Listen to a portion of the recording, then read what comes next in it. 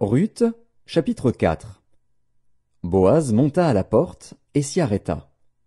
Or voici, celui qui avait droit de rachat, et dont Boaz avait parlé, vint à passer. Boaz lui dit, « Approche, reste ici, toi, un tel. » Et il s'approcha et s'arrêta. Boaz prit alors 10 hommes parmi les anciens de la ville, et il dit, « Asseyez-vous ici. » Et ils s'assirent. Puis il dit à celui qui avait le droit de rachat, « Naomi, revenue du pays de Moab, a vendu la pièce de terre qui appartenait à notre frère Élimélec. J'ai cru devoir t'en informer et te dire, acquiers-la, en présence des habitants et en présence des anciens de mon peuple. Si tu veux racheter, rachète. Mais si tu ne veux pas, déclare-le-moi, afin que je le sache. Car il n'y a personne avant toi qui ait le droit de rachat, et je l'ai après toi. Et il répondit, je rachèterai. Boaz dit, le jour où tu acquerras le champ de la main de Naomi, tu l'acquerras en même temps de Ruth, la Moabite, femme du défunt, pour relever le nom du défunt dans son héritage. Et celui qui avait le droit de rachat répondit, je ne puis pas racheter pour mon compte, crainte de détruire mon héritage. Prends pour toi mon droit de rachat, car je ne puis pas racheter.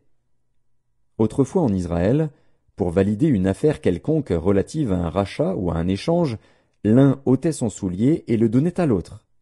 Cela servait de témoignage en Israël. Celui qui avait le droit de rachat dit donc à Boaz, « Acquiers pour ton compte. » Et il ôta son soulier.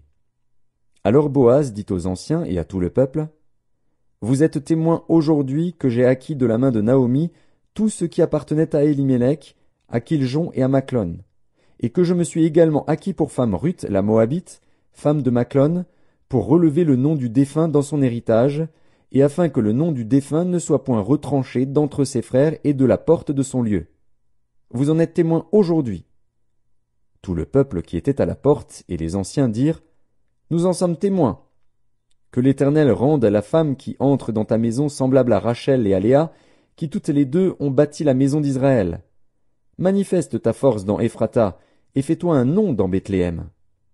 Puisse la postérité que l'Éternel te donnera par cette jeune femme rendre ta maison semblable à la maison de Péretz, qui fut enfantée à Juda par Tamar. » Boaz prit Ruth, qui devint sa femme, et il alla vers elle. L'Éternel permit à Ruth de concevoir, et elle enfanta un fils.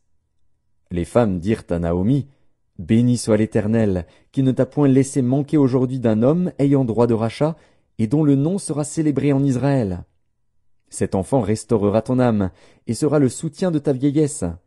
Car ta belle-fille, qui t'aime, l'a enfanté, elle qui vaut mieux pour toi que 7 fils. » Naomi prit l'enfant et le mit sur son sein, et elle fut sa garde.